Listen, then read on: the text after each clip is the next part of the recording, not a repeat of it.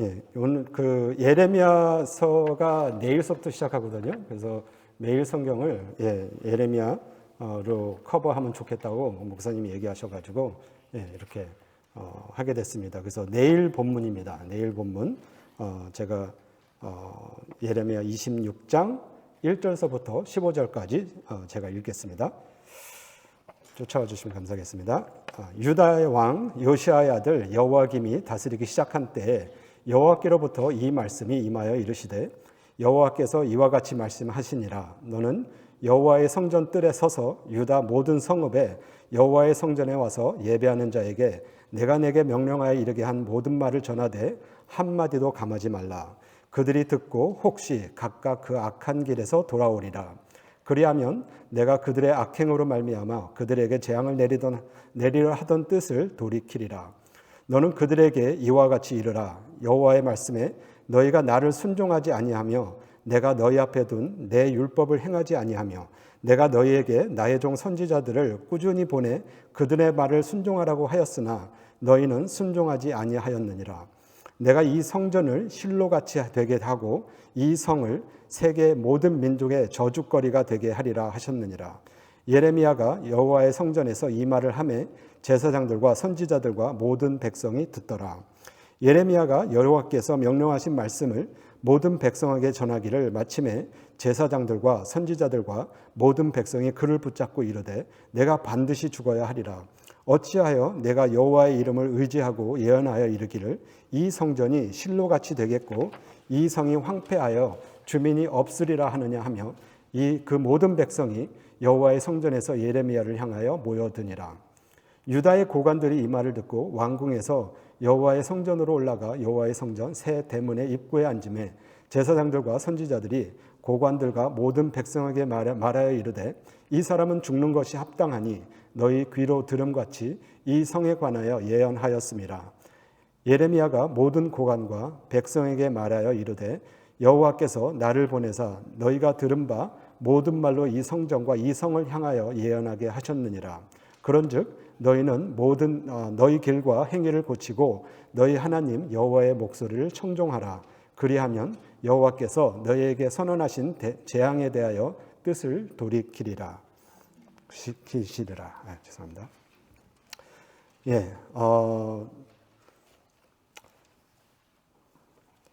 저희가 잠깐 예레미야서 본문을 보기 전에 이스라엘의 역사를 살펴보기 원합니다.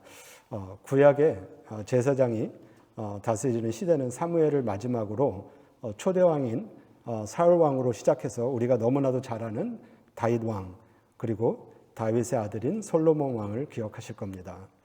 하나님을 너무나도 사랑하고 잘 섬기던 다윗 왕과는 다르게 솔로몬은 이스라엘 세 번째 왕이 된 후 하나님을 처음에 크게 경험하고 잘 섬기는 듯 했으나 하나님이 주신 지혜로 자기의 명예와 나라가 부강해지면서 대외 정책의 한 방편으로 이방 나라의 아내를 많이 둠으로 인해서 결국은 우상이 판치는 그런 나라로 만들고 나중에 솔로몬이 나이 들어 죽은 후에는 나라가 둘로 나누어지게 됩니다. 솔로몬의 신하 여로보암은 이스라엘 10지파의 지원으로 이스라엘 왕국을 세우고 북왕국이죠. 북왕국에 이스라엘 세우고 솔로몬의 아들인 르호보암은 예루살렘을 중심으로 유다 지파와 베냐민 지파 두 지파의 지지로 유다 왕국을 건설합니다. 이렇게 이스라엘 나라는 둘로 나누어지면서 전보다 오히려 더 타락의 길을 걷게 됩니다.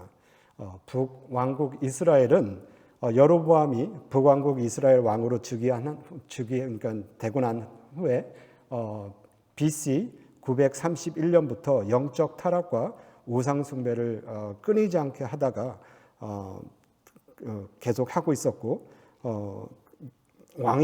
원래는 왕위 계승을 부모에서 이제 아버지에서 아들로 들어가는데 그런 왕위 계승을 배반한 거죠. 배반하고 그런 여로보암의 어떤 배반이 어떻게 보면 롤 모델이 되었는지 마지막 왕 호세아까지 그러니까 BC 722년까지 죽고 죽이고 그러는 배반하고 피로 물들은 어떤 반역의 계보를 계속 이어가다가 끝까지 회개하지 않고 아수르에 의해 지금의 시리아라고 그러죠. 아수르에 의해 멸망해 버립니다. 그리고 남유다 왕국은 솔로몬의 아들 르호보암이 북왕국의 여로보암 시대 같은 해 931년에 시작해서 아수르를 정복한 바벨론의 느부갓네살 왕의 세 번째 침략으로 완전히 망하는 마지막 왕 시드기야 시대 BC 586년까지입니다. 남유다는 왕족의 씨를 말리고자 했던 아달랴의 계략에 불구하고 아비에서 아들로 왕위가 주로 세습되었습니다. 같이 동시대를 걸었던 이스라엘 왕국과 유다 왕국은 여전히 하나님을 섬기는 듯하나 나라의 구석구석 그리고 지방 구석구석 삶 전체에 이방 신들이 파고들어 있어서 총체적으로 하나님의 말씀을 거역하는 삶을 살았습니다. 어떻게 보면 오늘날 우리도 예수 그리스도를 구주와 주인으로 영접하고 하나님의 백성이라 자처하면서도 어떻게 보면 여전히 변하지 않는 모습 그대로 살고 있지는 않은지 오늘 말씀을 통해서 돌아보기 원합니다.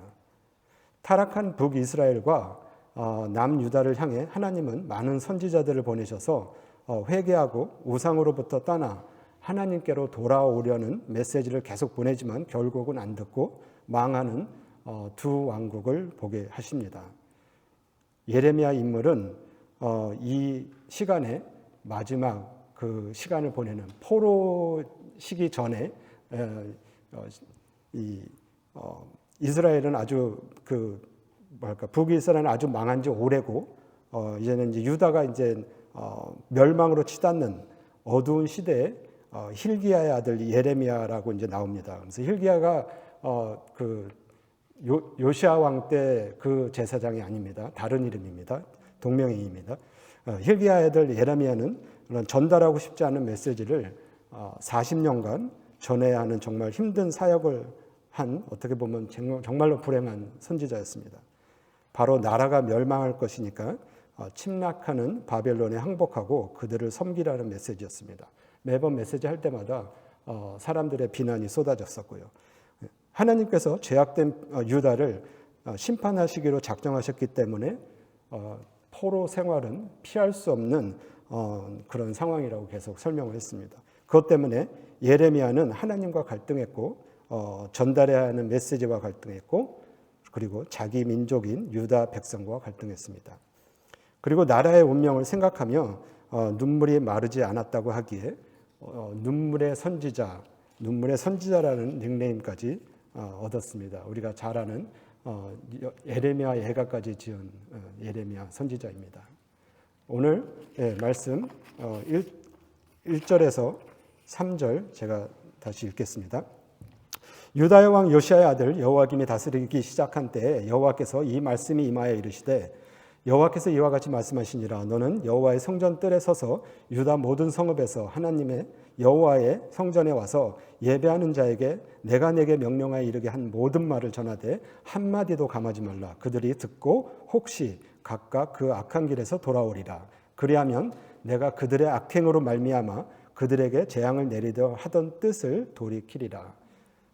1절에 여호와의 말씀이 예레미야에게 임한 때가 유다의 왕 요시아의 아들 여호야김이 이게 굉장히 힘드네요. 여호야김이 다스리기 시작한 때라고 이야기합니다. 두 왕국 통틀어 여호와께로 완전히 돌이키고 종교 개혁을 단행한 왕은 성경에 요시아 왕 한 명뿐이었다고 합니다. 여호와께 전심으로 돌이키려 했던 왕은 전에도 없었고 후에도 그와 같은 자가 없었다고 성경은 그에 대해 이야기합니다. 모든 우상을 부수었고 산당을 치웠고 모든 절기와 유월절을 정말로 의미 있게 지킨 왕이었습니다. 열왕기하 23장에 보면 그에 대해서 이렇게 증거합니다. 제가 거기 나와 있지는 않지만 제가 잠깐 읽겠습니다. 요시아가 또 유다 땅과 예루살렘에 보이는 신접한 자와 점쟁이와 드라빔과 우상과 모든 가증한 것을 다 제거하였으니 이는 대제사장 hil기야가 여호와의 성전에서 발견한 책에 기록된 율법의 말씀을 이루려 함이라. 요시아와 같이 마음을 다하며 뜻을 다하며 힘을 다하며 모세의 모든 율법을 따라 여호와께로 돌이킨 왕은 요시아 전에도 없었고 후에도 그와 같은 자가 없었더라. 요시아 그리고 29절에 요시아 당시에 애굽의 왕 바로 느고가 아수르 왕을 치고자 하여 유브라데 강으로 올라가므로 요시아 왕이 맞서 나갔더니 애굽 왕이 요시아를 무깃도에서 만났을 때 죽인지라. 당신은 아수르가 이제 뭐라 그러나 아수르하고 애굽하고 바벨론 그 강대국에서 왔다 갔다 하는 그 상황에서 어떻게 할지 모르는 이스라엘은 유다는 왔다 갔다 하다가 여기가 커지는 것 같으면 여기로 붙고 저기로 붙고 왔다 갔다 하는 그런 상황에서 애굽이 아수르하고 이제 칠라고 올라오니까 뭐랄까 그걸 도와줘야 된다고 생각을 해서 요시아 왕이 그걸 좀 막으려고 그러다가 애굽 왕 바로 느고라는 사람이 너 막지 말라. 너한테 지금 가는 게 아니다. 너를 치려고 하는 게 아니다. 그럼에도 불구하고 막으려고 그러다가 하여간 그 전쟁에서 그 전쟁 무깃도라는 그 전쟁에서 요시아는 활에 맞고 죽습니다. 근데 그토록 하나님의 마음을 후련하게 하고 선지자 예레미야의 마음도 소망으로 가득 차게 해주던 요시아 왕은 8세에 왕이 되어서 재위 기간 31년을 끝으로 무깃도 전쟁에서 애굽 군사가 쏜 화살을 맞고 어떻게 보면 허무하게 전사하고 맙니다. 역다에 자세하게 나와 있는데요. 하나님의 선지자 예레미야에게 예레미야 애가를 애통하며 부를 만큼 요시아 왕의 죽음은 예레미야 개인은 물론이거니와 함께 종교개혁에 동요했던 제사장 hil기야 외 무리들에게 너무나도 슬프고 절망적이었을 것입니다. 말씀을 준비하면서 하나님도 웬만하면 요시아만큼이나 하나님께로 돌이키려고 하는 열심을 보이는 인물이라면 조금 더 생명을 좀 연장시켜 주셨으면 좋지 않았나라는 생각이 들었습니다. 그리고 그동안 저희 매일 성경 본문 사도행전 지금 계속 보고 있잖아요. 근데 오늘이 이제 마지막으로 사도행전 끝나는데 사도 바울도 좀 잡히지 않고 좀 더 나아가 스페인까지 복음전도 하고 그리고 뭐 스페인까지 갔으면 아시아까지 왔겠죠. 아시아까지 복음전을 지속했다라면 오늘날 어떻게 변했을까 상상을 해보게 됩니다. 그런데 말씀을 보면서 하나님은 예레미야만큼이나 여전히 돌아오지 않는 유다 백성들에게도 온통 마음을 쏟고 있다는 묵상을 해보게 됩니다. 그 증거로 예레미야 입술을 통해 전해지는 하나님의 마음을 보게 하십니다. 요시아 왕이 애굽과의 전쟁에서 죽자마자 애굽에 우호적이지 않았던 요시아 왕의 넷째 아들 여호아하스죠. 여호아하스가 3개월 동안 왕이 되었지만 애굽이 딱 봤을 때 얘는 안 되겠다.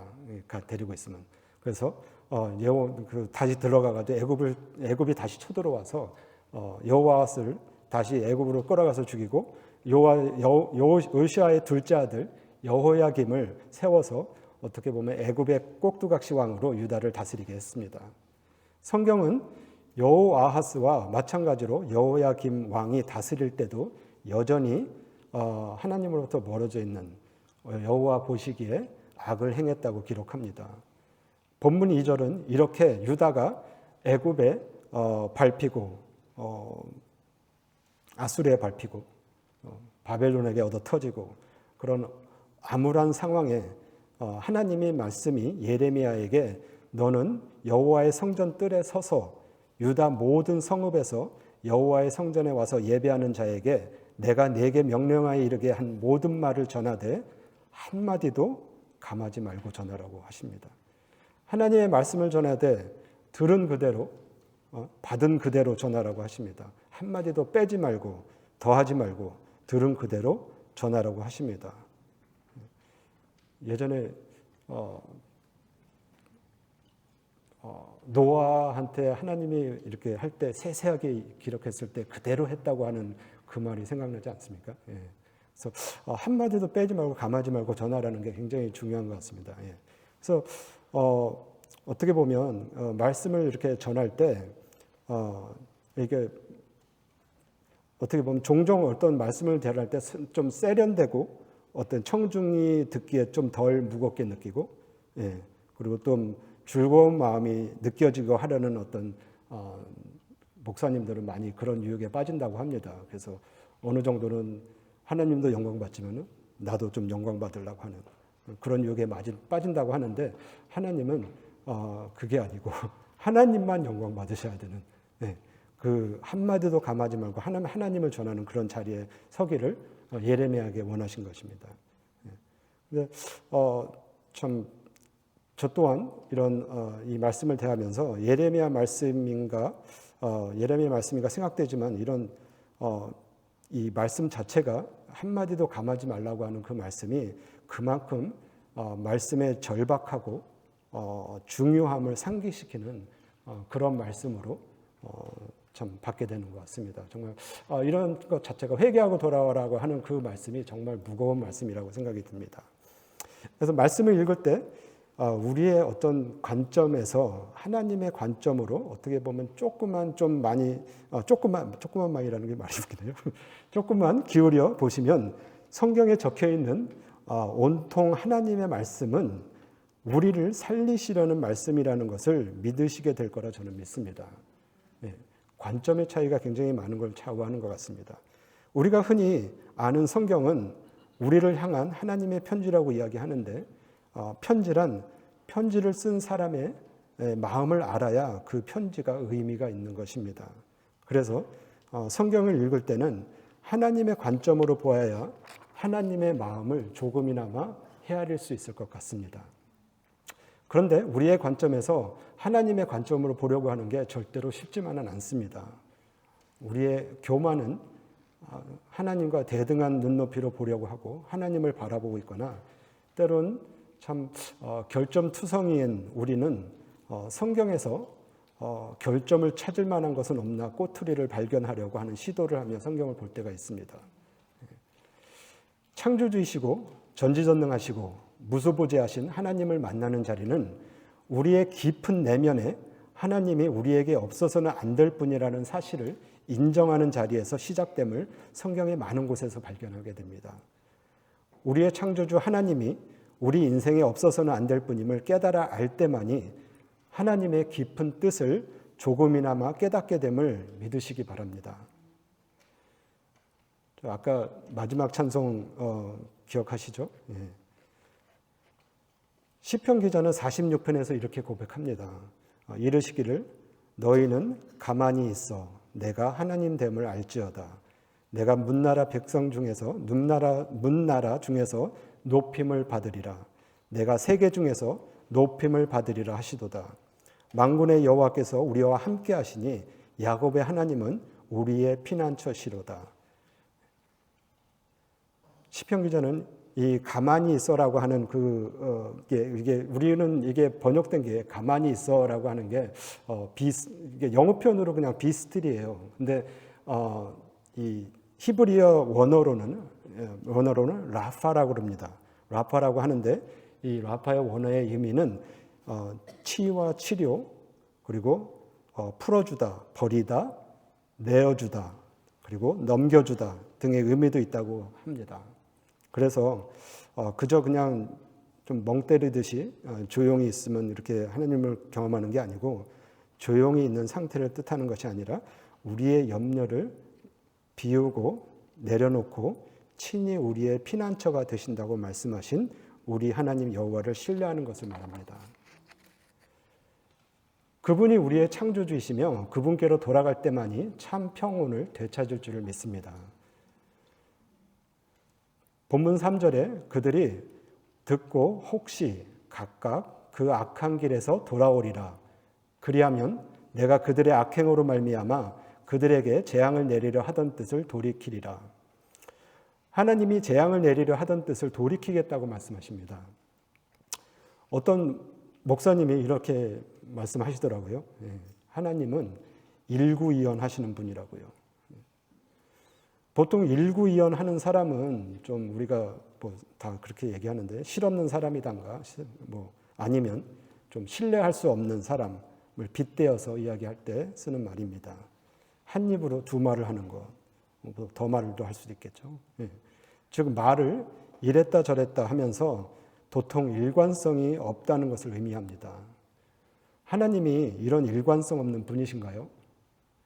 어떤 관계가 하나님과 비슷한 일관성 없는 관계가 될 수 있을까요? 주영 목사님이 많이 인용하시는 중에 하나님이 우리를 향한 예를 드시는 예 중에 가장 가까운 관계가 자식을 향한 부모의 마음이라고 종종 이야기하십니다.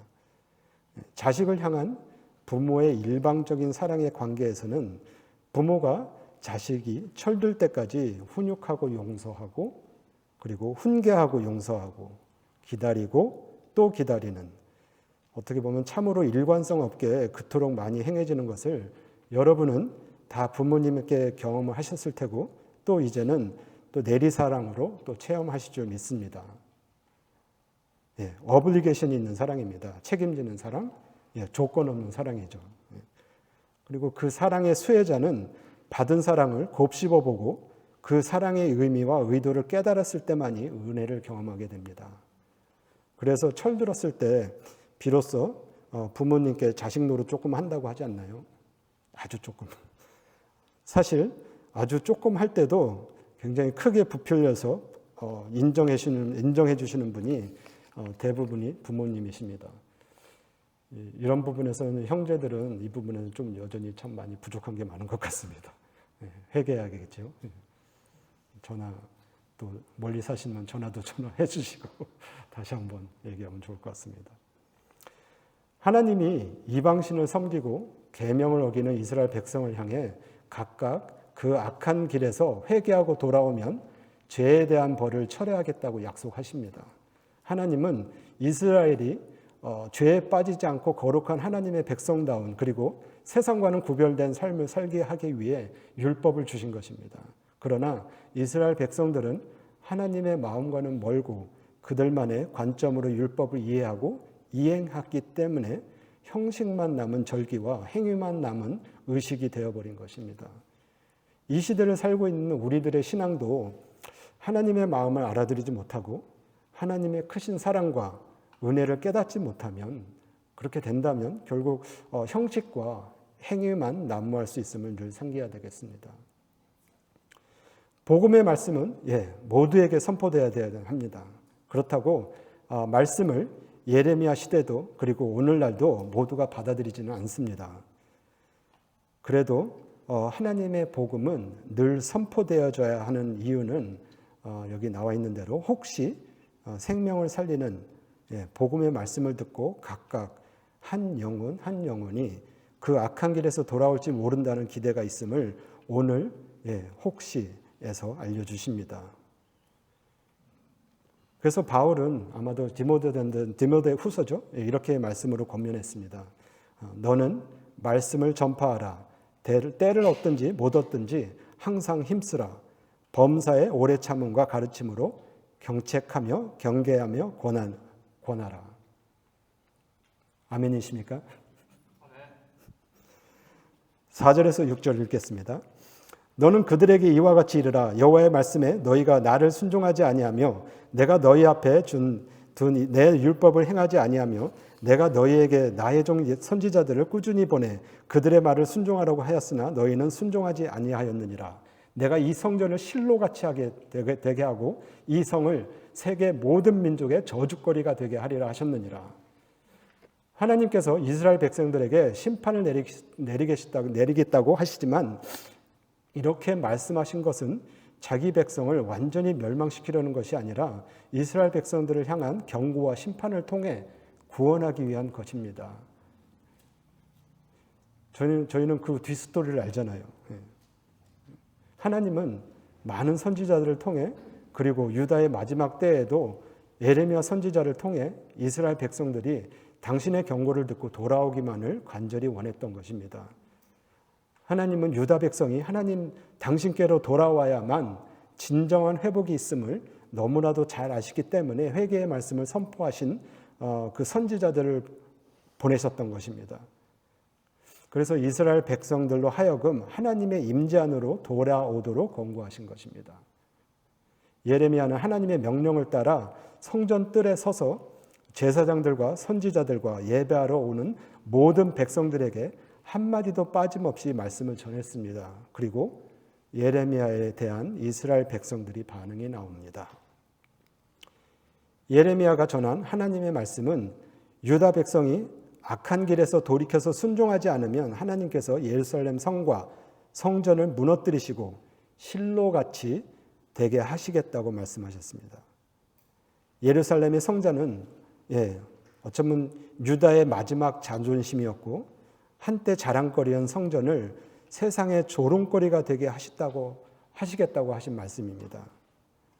예루살렘의 재앙을 내리시어 황무지로 만들겠다고 하신 말씀입니다. 어떻게 보면 좀 마지막 자존심인데 이 말을 들었을 때 우리한테도 마지막 자존심이 있잖아요.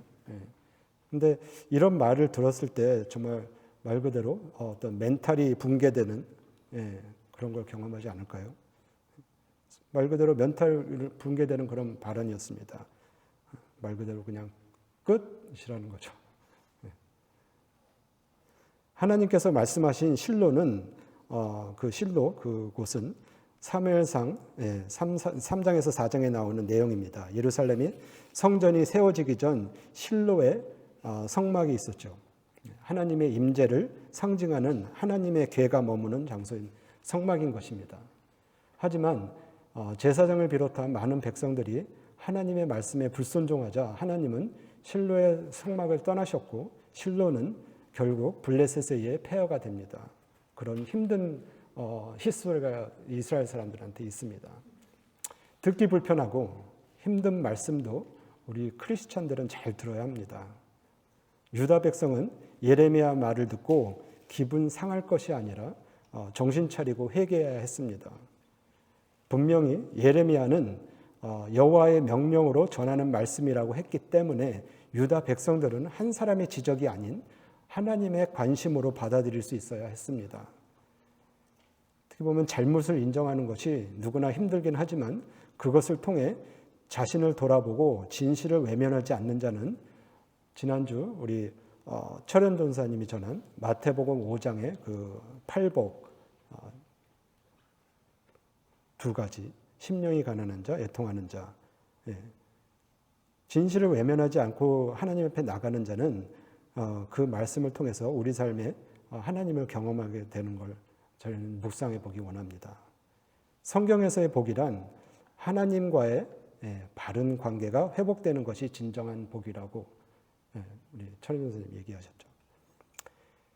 심령이 가난한 자는 복이 있나니 천국이 그들의 것이며 우리의 영이 너무나도 피폐되어 있고 그런 걸 알게 돼서 깨닫게 돼서 결국 하나님을 의지할 수밖에 없는 상태, 그 상태가 오히려 복받은 상태라는 것입니다. 애통하는 자는 복이 있나니 그들이 위로를 받을 것이며 인간과 하나님 관계를 갈라놓는 불의에 대해 가슴 아파하며 사람들이 자랑하는 어떤 도덕성과 자기의 의에 대해서 바리새인처럼 생각하는 그 자아도취가 아닌 이러한 모습에 애통해하며 하나님의 뜻을 진지하게 찾고 끝끝내 발견하라고 발버둥 치는 그런 심각한 회개에 이르는 자가 위로의 복을 받는다고 말씀하셨죠. 팔복 말씀을 천연 선생님 얘기하시면서 3절, 4절 이유를 저희 집사들이 이제 해줬으면 했는데 못하게 됐습니다. 만약에 주영 목사님이 메시지 분량을 미리 저희한테 얘기 안 해주셨으면 아마도 저희가 잘 됐다. 그래서 아마도 팔복 중에 처음 2개만 한 것 같아요. 그래서 2복. 그러지 않았나 생각했는데 미안합니다. 천원 선생님. 다음에 6복 다 커버해 주셨으면 좋겠습니다. 7절에서 9절 읽겠습니다. 예레미야가 여호와의 성전에서 이 말을 하매 제사장들과 선지자들과 모든 백성이 듣더라. 예레미야가 여호와께서 명령하신 말씀을 모든 백성에게 전하기를 마침에 제사장들과 선지자들과 모든 백성이 그를 붙잡고 이르되 내가 반드시 죽어야 하리라. 어찌하여 내가 여호와의 이름을 의지하고 예언하여 이르기를 이 성전이 실로같이 되겠고 이 성이 황폐하 주민이 없으리라 하느냐 하며 그 모든 백성이 여호와의 성전에서 예레미야를 향하여 모여드니라. 7절에 예레미야가 성전에서 하나님의 말씀을 가감없이 전할 때 제사장들과 선지자들과 모든 백성이 들었다고 전하고 있습니다. 같은 이야기를 듣는다고 다 소통하는 것은 아니죠. 영어로 모든 이들이 예레미야의 말씀을 들었다는 표현을 hearing이라고 표기했습니다. listening이라고 표기하지 않았습니다. 제가 집사람에게 이렇게 자주 핀잔 받는 이야기 중에 제가 자주 이렇게 뭐 얘기를 하면 귀뚱밖으로 듣는데요. 자세히 알아보려고 하지 않고 그냥 대충 듣고는 전달하려는 이야기를 잊어버려서 듣는 소리인 것 같습니다.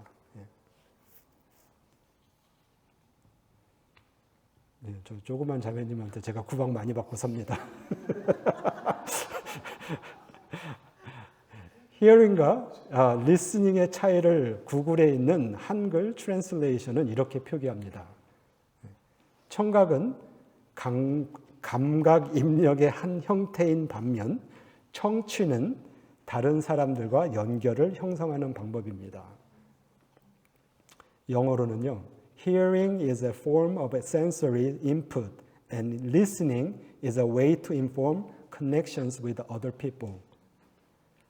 하나님과 연결을 형성하는 청취가 아닌 그냥 감각, 입력의 한 형태로 그들은 하나님의 말씀을 예레미야를 통해 들었을 뿐입니다.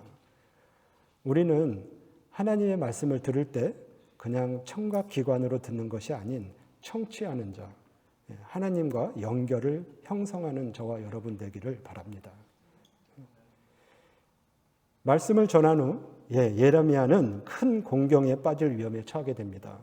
그것도 그럴 것이 그들에게 마지막 보루, 말보루가 아닙니다. 하나님의 성전은 어떠한 상황이 생기더라도 끝까지 보존될 것이라는 무모한 믿음이 있었습니다. 이런 무모한 죄성 가득한 믿음은 우리 삶의 여러 곳에도 존재하고 있음을 보게 됩니다. 예로 두 가지 이야기를 제가 해보기 원합니다. 너무나 많은 사람들이 이것들 안에 연루되어 있기 때문에 우리 교회는 그렇지 않을 텐데요. 어쨌든 하나님의 어떤 가이드 하심을 구하는 마음으로 나누기 원합니다. 한국에서의 그 술 문화와 술로 인한 사고에 대한 관대함입니다. 술로 인한 부정적인 부분이 너무나도 많은데 술은 그냥 마냥 좋은 거라는 인식이 사회적으로 깔려 있음을 볼 수 있습니다. 그리고 괜찮은 거라는 거죠. 즐거울 때 한 잔, 슬플 때 두 잔, 심심할 때, 괴로울 때, 외로울 때, 혹은 친구나 친지를 만났는데 딱히 할 게 없어서 또 한 잔. 우리의 이런 건배는 다른 세계로 이렇게 초대합니다. 그리고 흔히 초면이나 인터뷰 때 주량 물어보는 게 무슨 우월함을 자랑하는 것처럼 보여지지는 않나요? 설마 교회에서는 현재 주량이 얼마나 되시나요? 물어보는 건 신뢰가 되니까 주로 왕년에 예전에 주량이 어떠셨나요? 하며 종종 물어보기도 하잖아요. 나이가 많으나 적으나 남자나 여자나 상관없이 그 주량에 따라 그 사람이 달라 보이는 건 왜 그런가요? 술 많이 마시고 우리 준성 선생님 앉아 계시는데요. 준성 선생님이 자주 사용하시는 표현 중에 뿅 가서 본인이 실수한 건 그런 이야기는 쏙 빼고 한때 이랬던 것처럼 그리고 이렇다 저렇다 그런 무용담 삼아 이야기하고 있지는 않은지요. 담배 피는 것이 왕따 받는 지금의 시대와는 반대로 술을 마시는 것은 너무나 권장하는 듯 보입니다. 술로 인해 건강을 해쳐서 병원 sen세 지는 경우도 허다하고 술 먹고 운전하다가 사고 나는 경우도 허다합니다. 그럼에도 불구하고 술 먹고 실수한 것에 관대함은 전 국민적으로 난관에 봉착되어 있다고 해도 과언이 아니라고 생각합니다. 그러니 법을 만드는 사람들도 그리고 법을 집행하는 사람들도 대부분 술을 먹고 때때로 술에 취하기도 하는데 다른 사람이 술 취해서 실수 좀 했다고 좀 봐주는 상황이 생기지 않을까요? 그 사고가 자기 자신에게 혹은 아주 가까운 사람에게 생기기 전까지는 온 국민이 그저 강 건너 불구경하는 것 같다고는 그렇게 보는 것 같은 그런 것 같습니다. 사고 가해자의 진술 중 많은 부분이 술 먹어서 기억이 나지 않았습니다 라고 하는 가장 많은 핑계가 되어 있지 않나요? 술로 인한 사고 처리에 대한 솜방망이 대응은 여전히 한국에서 많은 사람들이 문제라는 인식은 있지만 아직까지는 다들 같이 음주를 하고 있기 때문에 부스럼 만들기를 꺼려하는 것 같습니다. 한두 잔 하는 건 그냥 괜찮아. 그러면서 그래서 뭐 강남스타일에 나와 있는 그 가사처럼 갈 때까지 가보자라는 우리의 어떤 무지한 죄성이 있기 때문인 것 같습니다. 아마도 많은 사람들이 난 문제 안 일으키고 나는 그냥 적당히 마셔. 항상 나는 컨트롤해. 그러면서 그런 전체적인 것을 방조하고 있지는 않은지요. 또 다른 한 가지는 미국에서의 마리화나 그 각 주의 합법화 증가입니다. 이 소식이 전해졌을 때 많은 사람들이 놀랐었고 그리고 올게 오고야 말았다는 생각을 했었습니다. 이 1900년도 초반인가 1800년도 그때 들어왔다고 하더라고요. 이게 남미에서 들어와서 남미에서 많이 했었나 봐요. 근데 들어와서 소수가 마리화나를 사용했으나 알려지면서 너무나도 많은 사람들이 마리화나를 피우게 됐던 거죠. 그래서 어느 날 이제 이게 더 이상 안 되겠다 그래가지고 마리화나 사용을 금지해 버렸어요. 그래서 오히려 근데 그렇게 해버리니까 오히려 불법적으로 많은 부작용이 생기게 되었습니다. 불법 유통, 불법 판매, 불법 구입, 그래서 돈이 많아지니까 갱단이 또 개입을 했어요. 그런 게 너무 사회 문제가 만연해지니까 아예 이제는 더 나쁜 코케인이나 헤로인 마약에 비해 상대적으로 덜 약한 마약인데 그냥 차라리 합법화 시켜서 불법 행위는 줄이고 오히려 고용 창출과 판매 세금을 부과해서 경제 이익을 노려보자는 얄팍한 마음이 생겼을 거라 추측합니다. 저는 개인적으로 이게 굉장히 악한 생각이라고 말하고 싶습니다. 그리고 로비스트의 악한 노력으로 수많은 부작용은 뒤로 한 채 좋아 보이는 것을 앞세워 호기심 많은 사람들과 어린 아이들을 혹하게 만들고 있습니다. 저는 마리화나의 합법은 불법으로 되돌려야 된다고 생각합니다. 개인적으로 너무도 위험하다고 생각합니다. 마리화나의 안정성에 대한 우려가 사실 여러 번 제기되었습니다. 마리화나에 관련된 문제가 제기된 내용인데요. 제가 몇 가지, 굉장히 많은 내용인데 몇 가지만 제가 추려봤습니다. 마리화나 사용은 자동차 충돌 위험 증가와 관련이 있습니다. 마리화나 사용하는 일부 사람들은 마리화나 사용 장애를 겪습니다. 이는 금단 현상, 통제력 부족, 개인적, 직업적 책임에 대한 부정적인 영향 등의 증상을 나타냅니다. 마리화나 사용하는 청소년은 마리화나 사용 장애가 발생할 가능성이 성인보다 4배에서 7배 높습니다.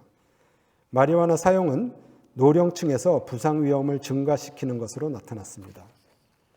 마리화나 사용, 특히 빈번한 사용은 사람들에게 정신분열증이나 기타 정신병, 심각한 정신질환이 발생할 위험이 더 높은 것과 관련이 있습니다.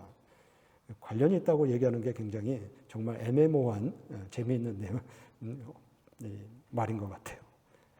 그리고 어린이가 마리화나 제품을 의도치 않게 섭취하여 응급실 치료나 병원 입원이 필요할 정도로 심각한 질병을 초래했다는 보고가 많이 있습니다. 마리화나 함유된 사탕에 우연히 노출된 후 병에 걸린 사람들 중 어린이는 일반적으로 성인보다 증상이 더 심했고 병원에 더 오래 입원해야 했습니다. 그 외에도 리스트가 되게 많습니다. 그런 우리의 어떤 그런 믿음이 있는데요. 그런 괜찮을 거라고 생각하는. 근데 저희들에게 돌려서 저희들에게도 어떻게 예수님을 영접하고 저희 안에 자리 잡은 믿음이 있습니다. 그리고 흔히 듣게 되는 문구가 있습니다. 어쩌면 우리 안에도 다 알고 있는 그런 믿음이죠. 문구죠. 하나님은 어떠한 경우에도 우리를 공경에 빠뜨리지 않으신다. 하나님은 우리가 공경에 빠져 있어도 항상 다시 구원하신다. 하나님은 허락하신 구원은 도로 거두어 가지 않으신다. 하나님은 우리가 죄에 빠져 있더라도 돌아가면 언제든지 받아주신다. 하나님은 우리와 언제나 함께 하신다. 정말 은혜로운 말씀 아닌가요? 제가 그냥 생각나는 대로 그냥 이거 준비하면서 5가지 적어보니까 리스트업 해봤는데요. 하나님과 동행하고 겸손히 하나님 안에 거하는 자라면 맞는 말씀입니다. 그러나 예레미야 시대에 제사장들과 선지자들 그리고 백성들에게 형식만 남고 하나님은 이미 떠나버린 성전이 여전히 자신들을 지켜줄 것이라는 헛된 믿음이 있었던 것입니다. 그리고 예레미야의 발언, 하나님께 불순종하고 율법을 행하지 않고 선지자의 말을 순종하지 않는 이유로 성전은 실로 갖게 되고 세계 모든 민족의 저주거리가 되리라. 그 발언은 정말 듣고 싶은 이야기가 아니었겠죠. 안 그래도 세상은 힘들고 어렵고 그리고 막 불이 나려고 하는데 그런 불난 집에 선풍기를 돌리는 격이죠. 앞으로 괜찮을 거야. 그대로만 해. 넌 지금 잘하고 있어. 이런 이야기를 해도 그 사람들한테 마음이 시원치 않을 텐데 어떻게 그런 소위 막말을 할 수 있냐며 예레미야에게 달려듭니다.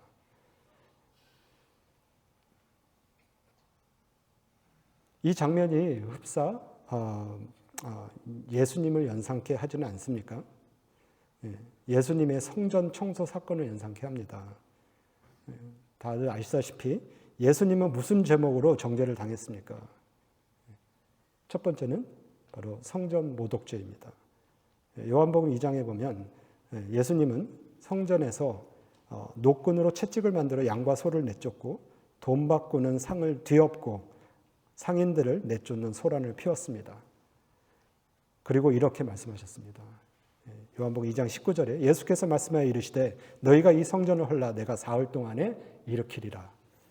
그래서 예수님은 예루살렘 성전을 때려 부수겠다고 위협했다고 그래서 당시 최고 재판소인 산헤드린 재판에 정식으로 기소되어 재판을 받게 된 것입니다.